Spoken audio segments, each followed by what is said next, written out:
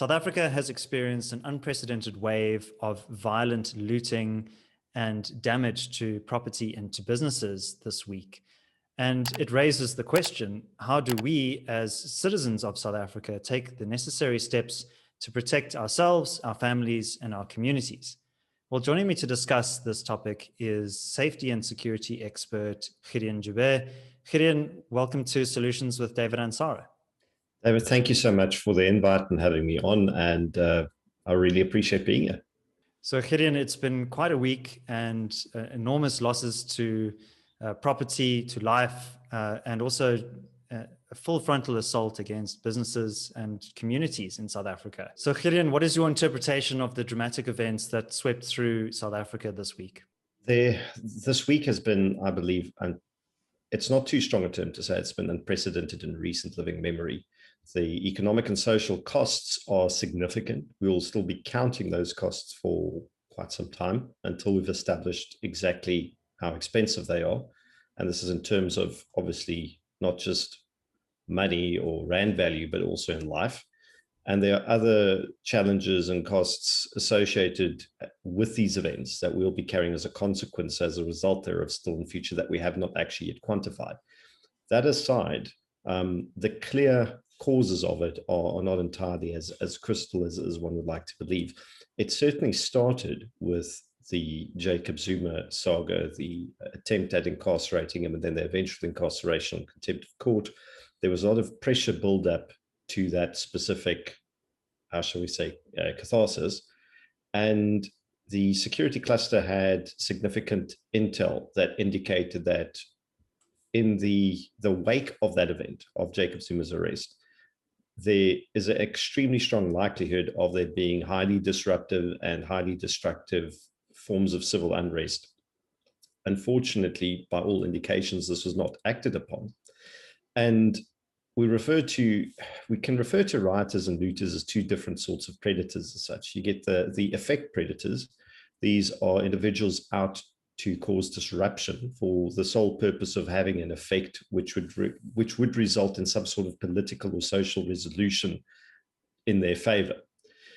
Now, that would be rioting for the sake of, for example, getting Jacob Zuma out of prison or in protest thereof. Now, what occurred in tandem to this is that form of effect predation was almost entirely consumed and surpassed by extreme amounts of resource predation. This was, looting at an almost unimaginable scale. I think everyone that is watching this is fully appraised from the images that came on the news media pertaining to just how extensive that was. And that spread over 2 provinces and about 5 metros. And that had carried on, in fact, is to some degree still carrying on as we're having this discussion 5-6 days later.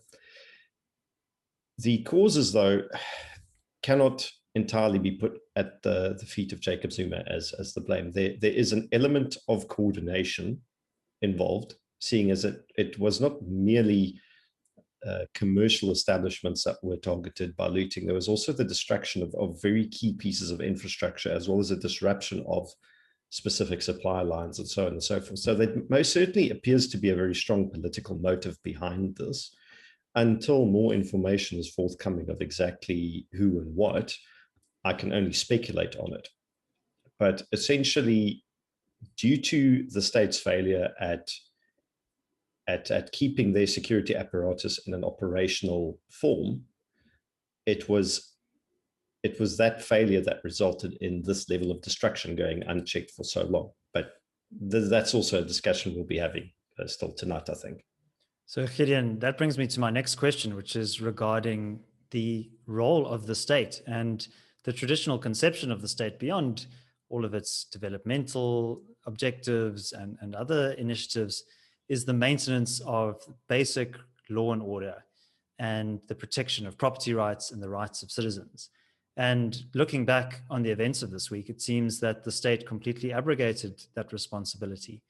What is your view of the capacity of the state in South Africa to deal with problems, not just day-to-day criminality, but this kind of rampant mass looting that we saw this week? Well, the failure of the state over the past 5 or 6 days has been nothing short of extensive to an almost criminal degree. And unfortunately, it is not a surprise. At least if you have been keeping an eye on the condition and of shall we say, the operation of these organs of state that are tasked with securing the citizens of the Republic and their property from criminal predation, this isn't anything new. I mean, back in October 2018, our Minister of Police, our National Commissioner of Police, Kakla Sitole, admitted to Parliament that the SAPS was overstretched and that it was impossible for the SAPS to fulfill its constitutional mandate, which infers that by the time the Commissioner made that admission, the rot had set in quite firmly already, and the police had already been sitting with that particular problem for some time.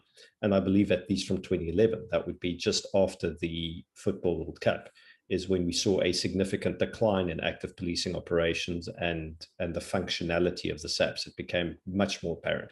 Coincidentally, that was also the first year in almost 2 decades that our homicide rate reversed its declining trend and has been increasing every single year since then. The National Commissioner's words were barely cold, and there was an announcement in Parliament that the SAPS was to face 3 years of consecutive budget cuts amounting to 19 billion rand, which is 19% of its overall budget, which is extensive. We know that's been more now because last year in the 2019-2020 financial year, I misspoke, the 2020-21 financial year, the SAPS actually had a 7 billion rand budget cut as opposed to 5. So it was 7% instead of 5, but they said it wasn't really a budget cut because they pumped in 6 billion rands worth of emergency funding, for overtime for the COVID lockdowns and this sort of stuff. That doesn't actually count. It was a 7% reduction.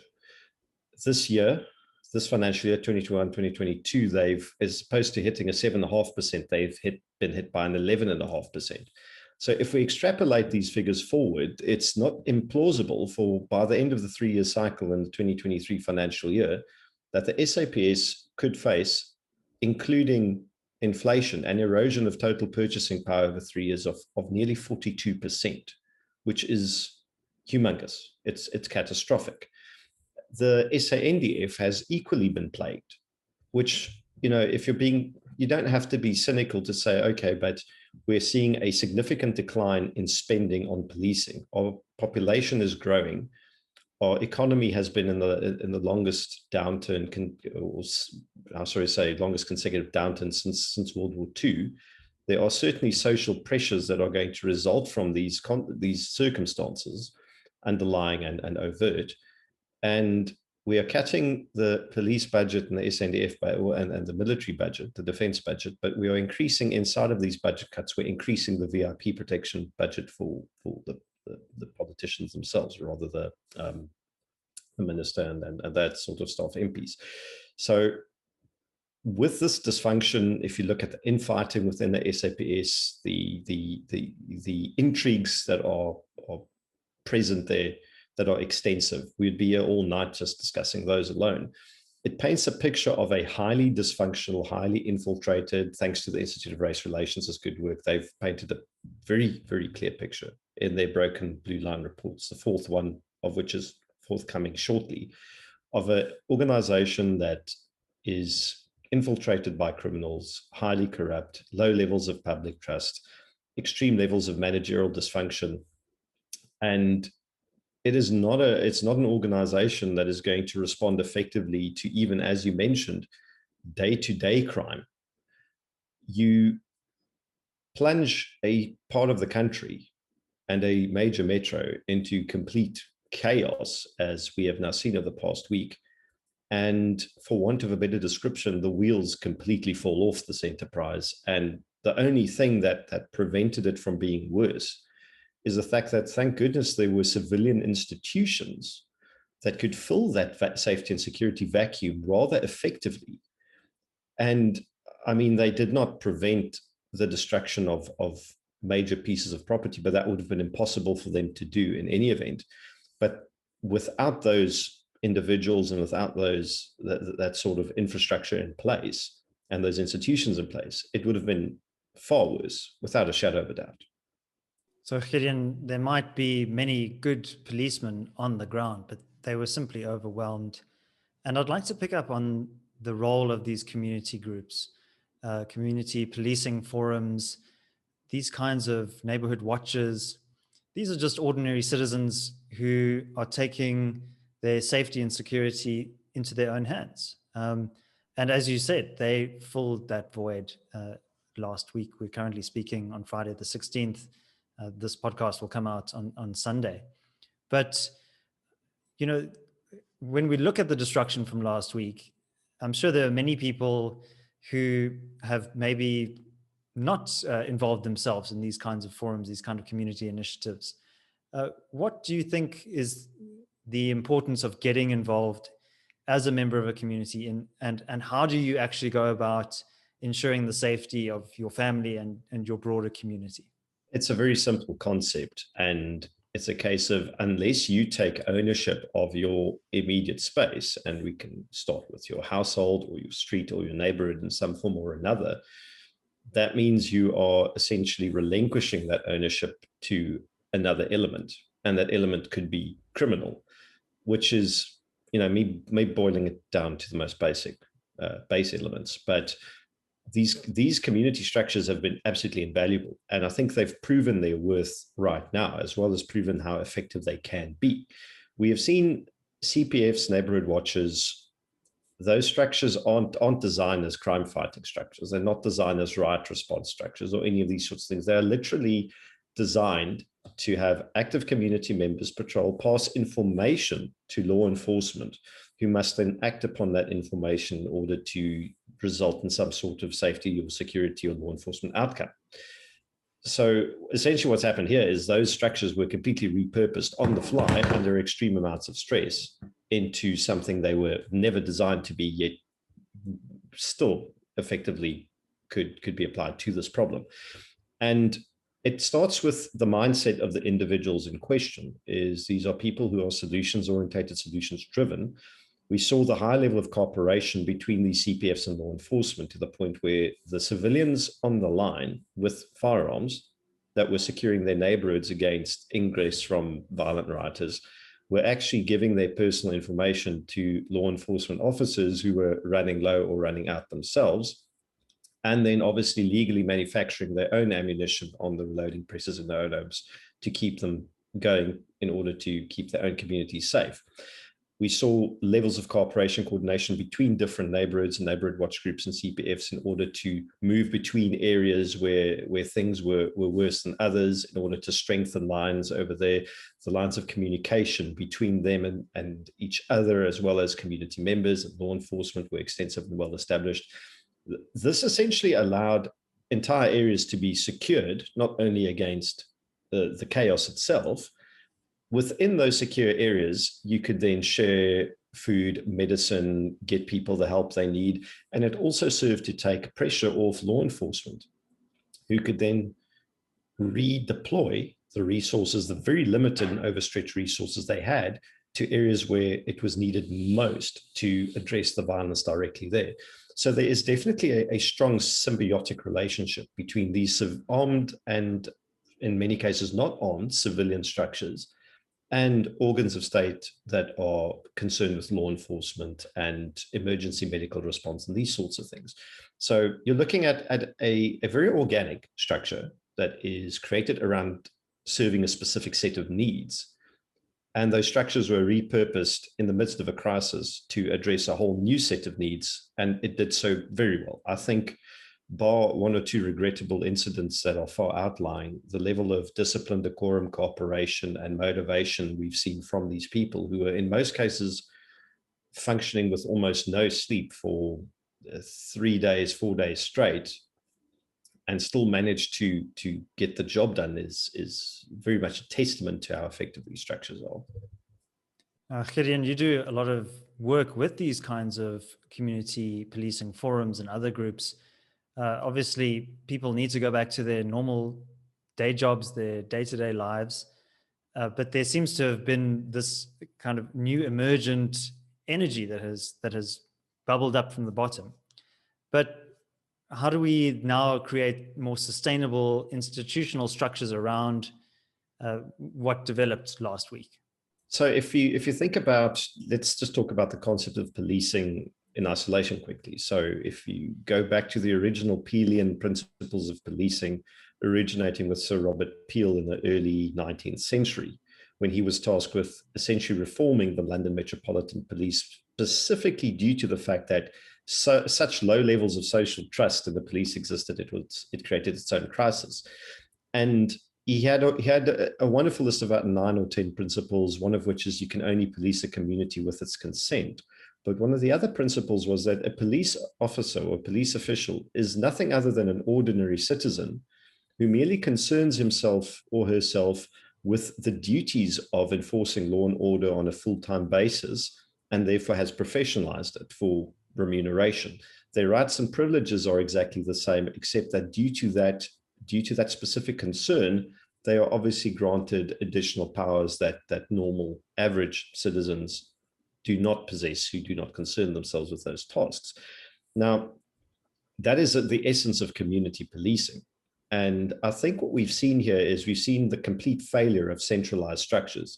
It's impossible in South Africa that we have a national police service that is centrally managed from Pretoria, and it must succeed in addressing a myriad of extremely varied challenges across numerous provinces in a nation with 11 official languages, many cultural disparities, many socioeconomic challenges that manifest in extremely different ways across the overall geographic space.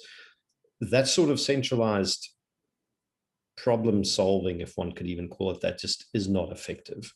The best way to go forward with this is a form of federalizing your police response almost along county policing levels, or provincial, then county, and even sort of town or suburban, with an extremely strong cooperation or buy-in element by the local population, who I think, for want of a better word, are certainly not apathetic about their own security at the moment. I mean, if you've been manning a checkpoint or a line or protecting your community actively for 3 or 4 days straight, you are very much involved in your own safety.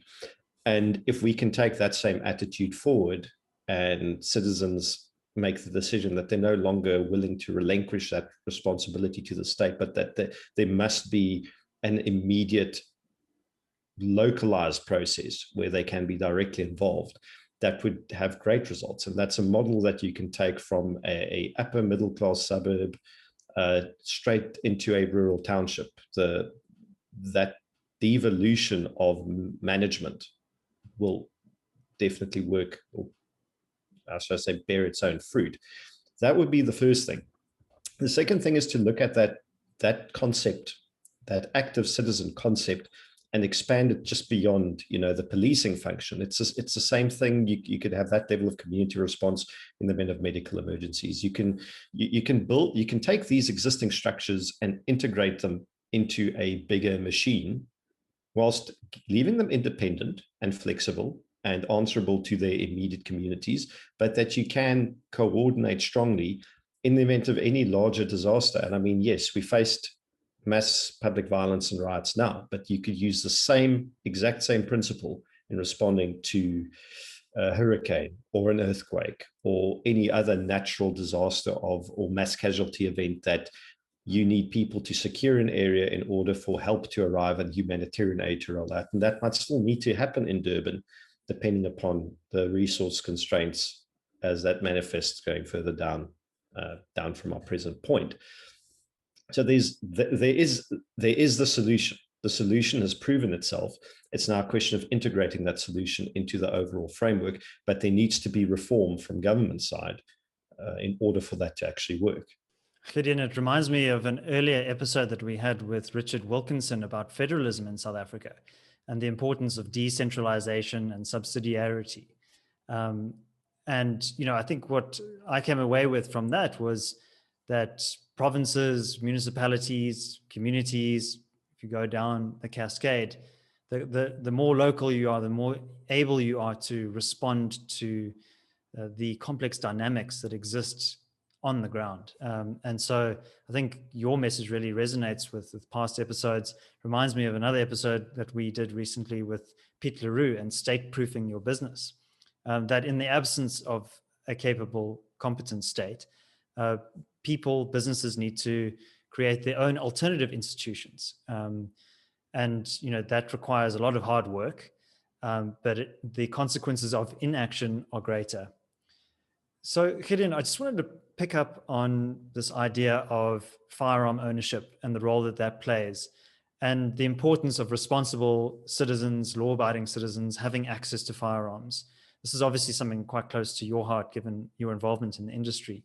But could you explain to some of our listeners who might have been hesitant about gun ownership in the past why it's so important in this context? Definitely, and it would be my pleasure. And straight off the bat, if you are not convinced that firearm ownership is for you, explore the concept, but also don't feel ashamed or inferior if it isn't, because it isn't something for everyone. It is a massive responsibility, and it's a responsibility that you need to shoulder 24/7. It's almost, I'm not going to say it's almost like being a parent, but it's a little bit like that, because negligence on your side has significant consequences.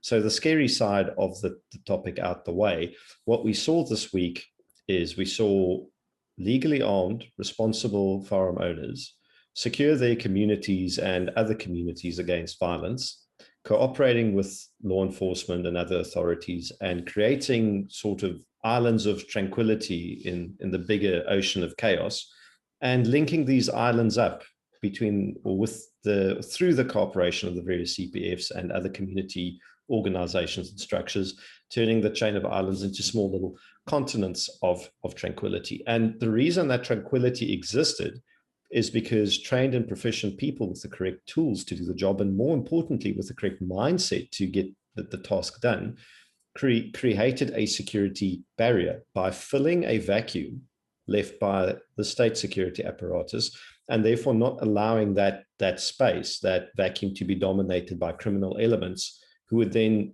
in the absence of those gun owners, be able to freely sort of dominate those communities and prey upon them. And that's really the long and the short of it. The firearms have many uses, many legitimate uses, but I think their foundational use, or their foundational right to existence, has always been in the concept of protecting life and limb from whatever threat presented itself, whether it was wildlife back in the days of yore, or more recently from criminals. That is the single fundamental most important reason for owning a firearm, and everything else is secondary and feeds into that. Unfortunately, we're also living in a time where the government is actively trying to remove precisely that reason for gun ownership and that right from people to defend their lives, whilst at the same time the state has proven repeatedly and rather disastrously now recently that it cannot secure you or your family or your community against violence. So this past week has I think been a very, and it's not something that fills me with any joy, because the destruction is just atrocious. But it was an absolute litmus test of what could have happened had these proposed amendments passed. Were people not capable of owning the firearms they did? Were they not capable of manufacturing their own ammunition, which would be outlawed under what is being proposed? It would have been complete disaster. I have absolutely no doubt. So I think what we've seen here is that good people with the correct training, with the correct mindset, and with the correct tools, in this case the firearms, are capable of being an incredible force for good when an extremely chaotic crisis strikes a community even the size of KZN. I mean, we saw the same things happen in Soweto, where we had plenty of black gun owners rally to certain points and protect infrastructure against looters, and do so very successfully. And in spite of what detractors have always sort of hyperbolically claimed, that in the event of such things happening, it would just be an ocean of blood and a massacre, the massacre hasn't occurred. there is indeed loss of life, but that's not due to communities protecting their neighborhoods or even protecting infrastructure. Yeah, Gideon, and I think at a philosophical level, firearm ownership is a very important way in which citizens can hold the government to account, even if they're not waging a liberation war against the government. That is the dispersion of power, that although the government has a monopoly on violent force, it's not an absolute monopoly, and that citizens have some kind of recourse to force themselves. And I suspect that the ANC government understands this, and that is one of the reasons for its ideological assault on firearm ownership in South Africa. That is correct. You're absolutely spot on. And I can't remember who I had the privilege of talking to earlier this week. It's just been too many podcasts in 5 days, but it was a very, very, very I think it was Gabriel Kraus from the IRR, but Gabriel, if it weren't you, I apologize. It was one of your associates, and we made a very good point of the fact that the reason why there is this almost government onslaught on private ownership of firearms, it's not based in rationality. I mean, we've had several separate organizations and individuals and institutions independently come to the same conclusion, looking at different statistics over sometimes a 15-year period, that private gun owners are not a causal factor for crime or violence. So the only reason why, even when faced with these facts, the government persists is because it's almost a type of Cold War era paranoia. The ANC is unfortunately paranoid of civilians, and I don't know if it is founded in the words of Mao when he said political power grows from the barrel of a gun. Therefore, the party must command the gun, lest it be commanded by the gun. And I mean, that quote always gave me an ill feeling, but it does, to a degree, explain why we almost can never get out of this ideological trench, where regardless of what proof or what evidence is brought to the table, the government ignores it.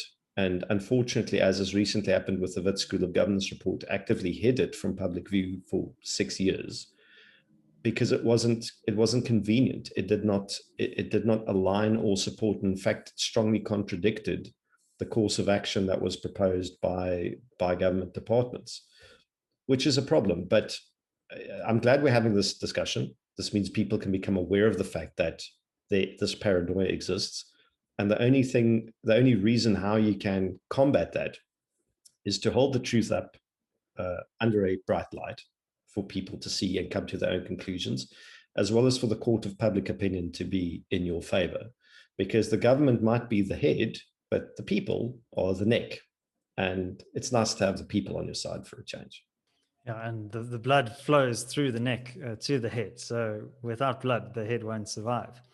I think that may have been Terence Corrigan, who we've also had on this show before, speaking about property rights. And that, I think, is a good opportunity for us to speak about the kind of broader assault on property rights in South Africa. And I think responsible gun owners could act as a check against that kind of violation of property rights. Absolutely. And it's again, it's not just, I think, Terence made this point, Terence has been making this point for an extensive amount of time. Property right erosion is not remotely restricted to only land. It is absolutely everything up to intellectual property rights. And the government indeed wants a sole monopoly on the use of armed force, and therefore the monopoly on violence. And even though private citizens may not have a disciplined militia, and we're not going to, storm the corridors of power in order to kick the government out, there does need to be a little bit of a balance there. There needs to be a sort of passive deterrent to the government to make them think, okay, but do they really want to trample or run roughshod over the rights of individuals to the extent, because at some point the individuals may not be just one individual, it might be numerous, and this might turn into entire communities, entire provinces, decide to not just accept that meekly, which is most certainly a deterrent. And I think, as we've seen over the past week, that one of the positive points of it is very quickly people rally to the call of need in order to defend property and to defend the rights of others and to defend communities. And law enforcement officers, regardless of how bad their management might be, assisted in this.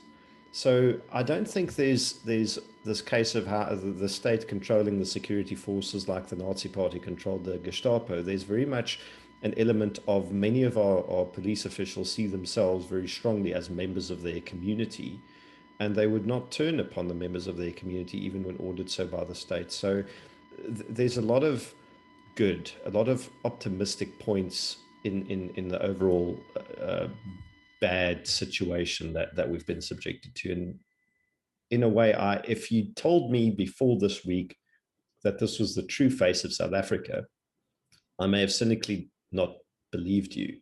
So I have to eat my hat a little bit that the average citizen has proved himself and herself to be much more resilient, much more prepared, and much more capable and willing to stand up for what's right than I initially gave them credit to. So I have to actually eat my hat and apologize a little bit.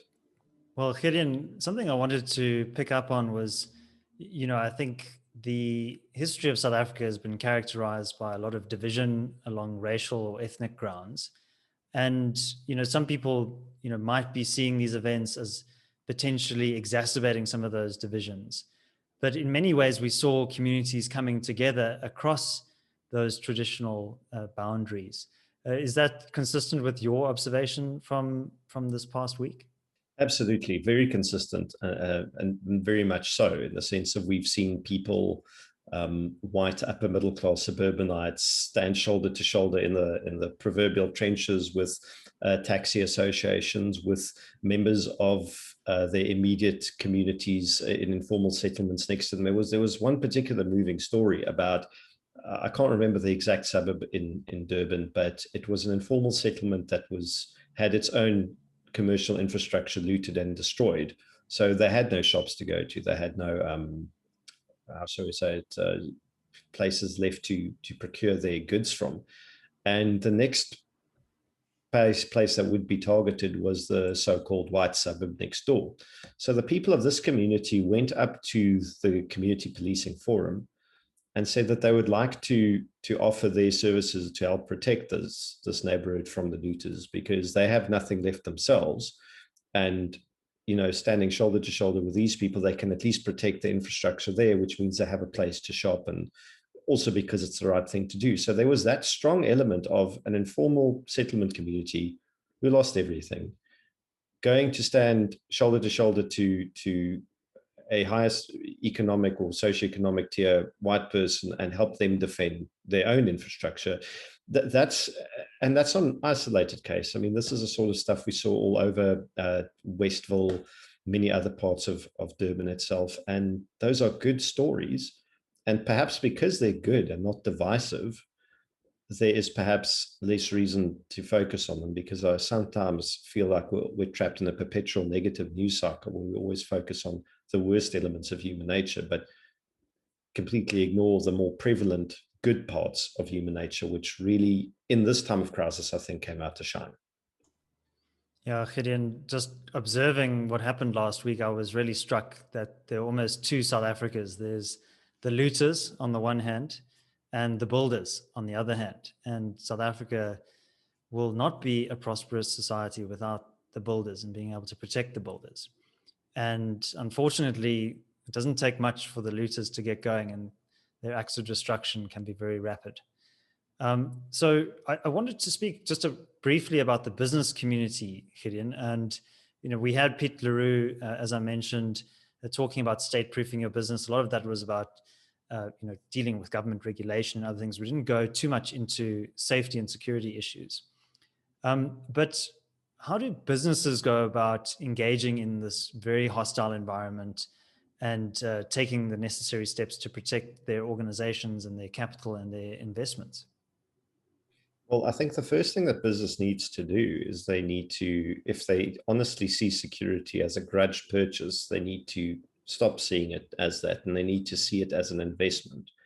And they need to integrate that security investment into its corporate structure, onto their corporate structures.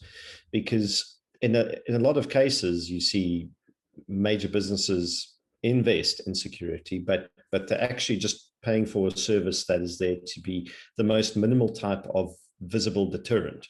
And when a major crisis strikes, the visible deterrent isn't enough. It's not enough of a layer, and it's also not something that, the way it manifests, you can see it's not something that the business truly believes in.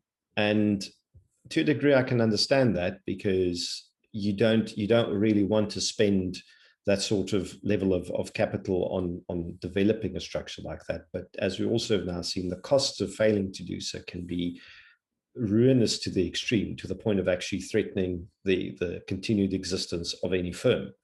So a rethink is needed in not only how you structure your security response within your enterprise, but taking hands and integrating that security response within the community, or rather to the community you operate within, because there's a lot of forward and backward linkages, as well as positive externalities that can be gained from this. And not only would that make your initial investment a lot more affordable, because if you do this properly, and if you consult the correct experts, you can save a fair chunk of investment there, but you will also have a much more effective, how shall we say it, security structure, because you're not operating in isolation anymore, in the sense of you're just the firm trying to secure your own perimeter. In essence, your perimeter is the community you operate in. A physical perimeter can be breached easily with enough time and effort, but when you have that community perimeter, where the people who you operate within serve as your protection, that's a much more difficult thing for a predator to get into and breach. So that's a whole different discussion, and I would actually need to do a bit of reading before I can talk absolute nonsense. But it's definitely a case of an attitude change towards security is needed, as well as a rethink as to how that is applied in the business space. So Gideon, for people like myself who've never owned a gun, haven't been a member of a community policing forum, what would you say are the practical steps that people can take? I think we've all gotten a big shock from what happened last week, but what do you have a set of direct actions that people can take in order to build towards a more safe and secure future? Well, my first thing is, if you seriously are considering becoming legally armed, do start the process now. Start it sooner rather than later, because you will have to do your proficiency training first, then get your competency certificate, and only then apply for a license. It's going to take you many months. But while that is carrying on, there are many other things you can start doing. And the first thing is to take direct ownership of your home and to secure that as best as you can. And then start with your neighbors and start with your street. And if you do not have a community policing forum or a neighborhood watch to join, then take the initiative and start one. And start something basic. Have a meeting with your neighbors. Take stock of what skills and expertise are available by the people living in your immediate area, and coordinate along those lines. Create a structure where those who would most be in need of help and be the most vulnerable can be secured and protected first by people who are the most capable. And if the most capable people need to develop further skills, find out how to acquire those skills and how to improve upon them. And then once you've got that structure settled in your own street, zoom out into the bigger neighborhood and become involved there. And at some point, you're going to have a highly functioning, very well resourced community policing. And I'm not going to call it forum, because a forum indicates, sharing of information and discussion, where this is much more active than that. It's a physical body where people are owning their space. They are patrolling, they are passing on information, and they're acting upon that information. So start with yourself, then continue on to your home and your family, and see what skills are within your household and what you can do with them, as well as what your strengths, weaknesses, opportunities, and threats are, to use the old SWOT analysis acronym. And then expand that same model bigger into your neighbors, your street, and your overall neighborhood. And it will grow organically, but it requires two things of extreme importance, and one of them is not guns. The first is mindset, your attitude. You must firmly believe that your life, the life of the people you care about, your community is worth defending. And the second is the blood, sweat, and tears, the effort needs to be put in to put the structures in place. Gideon, where can viewers and listeners of this show go to find out more about your work or to get in touch with you? So you can find me at paratus.info. We have a Twitter page, a Facebook page, a YouTube channel, believe it or not.